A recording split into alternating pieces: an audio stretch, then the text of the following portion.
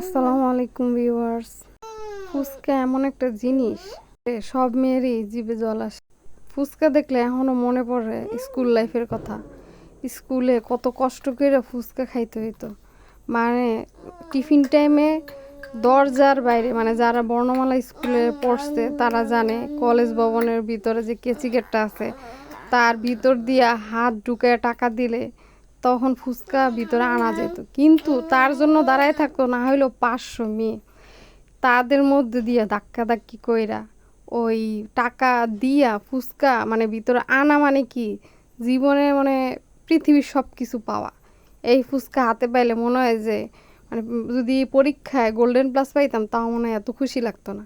এই ফুচকা হাতে আসার পরে যে খুশিটা লাগতো, এই ফুচকা খাওয়ার জন্য মানে না হইলেও প্রতিদিন মানে 500 মেয়ে ওই বর্ণমালার গেটের ওই কলেজ ভবনের সামনে ওই কেচি গেটের সামনে যেয়ে দাঁড়াইতো। আর ওই কেচি গেটের যে ফাঁকাগুলো থাকে ওগুলোর মধ্যে দিয়ে হাত ঢুকাইয়া টাকা দিয়া তো ফুচকার পলিথিন মানে পার্সেল নিয়ে ভিতরে আনতো।